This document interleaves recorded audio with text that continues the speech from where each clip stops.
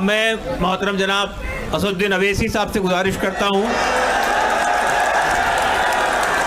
कि वो तशरीफ़ लाएं, अपनी बात रखें। आपने जेपीसी में अपनी बात ताकत से रखी, पार्लियामेंट में भी रखी। अब असदुद्दीन अवैसी साहब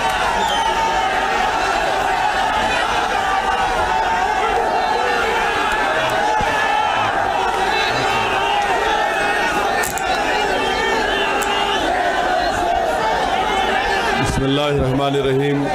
अस्सलाम वालेकुम वरहमतुल्लाहि वबरकातुहू। सदर मोहतरम ऑल इंडिया मुस्लिम पर्सनल हज़रत मौलाना खालिद सैफुल्लाह रहमानी साहब शहनशीन व तशरीफ़ फरमा, कौम और मिल्लत के तंजीमों के ज़िम्मेदारान, मेरे साथी अरकान पार्लिमान, दीगर सियासी पार्टी के ज़िम्मेदार, मोअज़्ज़िज़ हाज़रीन इकराम, बुज़ुर्गान कौम और मिल्लत,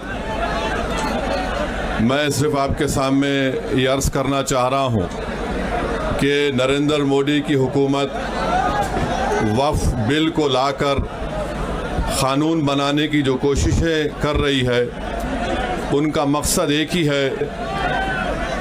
वज़ीर आज़म का मकसद एक ही है कि मस्जिद और मंदिर के नाम पर आवाम हमेशा लड़ते रहे, और उस बिल का मकसद ये नहीं है कि वक्फ़ की जायदादों को मजबूत किया जाए। आप ख़ुद अंदाज़ा लगाइए कि हिंदू धर्म के एक बहुत बड़े ज्यूरिस्ट हैं BK मुखर्जी की किताब में लिखा गया कि हिंदू धर्म में बाय कस्टम बाय यूसेज वो मंदिर की जायदाद बन सकती है। तो नरेंद्र मोदी वक्फ़ के वक्फ़ बाय यूज़र को इस तरह से ख़त्म कर रहे हैं कि अगर कोई डिस्प्यूट होगा या गवर्नमेंट प्रॉपर्टी होगी तो वक्फ़ बाय यूज़र नहीं रहेगा। दिल्ली में 123 वक्फ़ की जायदादें हैं जिस पर मरकज़ी हुकूमत का कि ये गवर्नमेंट की प्रॉपर्टी है।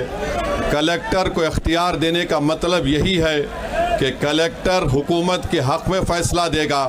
जिस मस्जिद के इमाम हमारे भाई मरकज़ी हुकूमत कहती है कि वो गवर्नमेंट की प्रॉपर्टी है, अगर कल खुदा ना खास्ता ये क़ानून बनेगा तो कोई भी जाकर मरकज़ी हुकूमत की तरफ से, दिल्ली सरकार की तरफ से वहाँ पर एक नोटिस लगा देगा कि ये वक्फ़ की प्रॉपर्टी। हिबा को निकाल रहे हैं, ट्रांसफ़र ऑफ प्रॉपर्टी में हिबा है, मगर कोई गिफ्ट नहीं कर सकता वक्फ़ की जायदाद को। नरेंद्र मोदी आजकल भारत के हमारे फजीलतुल शेख बने हुए हैं और ये बता रहे हैं कि अगर कोई मुसलमान होता है तो उसको 5 साल तक वो वक्फ़ को नहीं दे सकता है।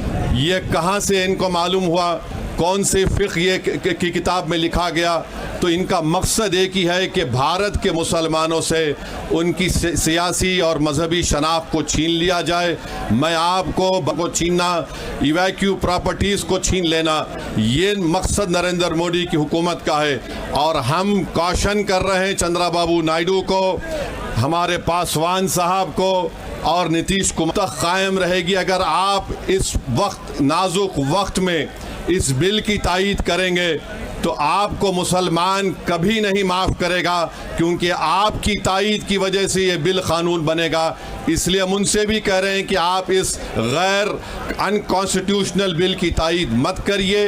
हमारा मुतालबा सिर्फ यही है, अगर हिंदू धर्म की प्रॉपर्टीज़ में, मंदिरों में, सिखों के गुरुद्वारा में कोई गैर सिख या गैर हिंदू मेंबर नहीं बन सकता तो मुसलमान के इस वक्त में क्यों बन सकता है?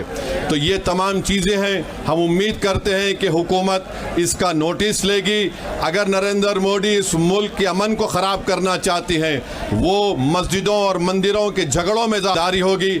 मैं यहाँ पर शुक्रिया अदा करना चाहूँगा हमारे जॉइंट वर्किंग कमेटी पार्लियामेंट के तमाम अरकान का, और ख़ास तौर से कल्याण बनर्जी साहब का, TMC के राजा साहब का, DMK का, हमारे नासिर भाई का और मुहिबुल्लाह नदवी साहब का। हमने तमाम बड़ी कोशिशें की, हमने अपनी अपनी डिसेंट रिपोर्ट को दिया।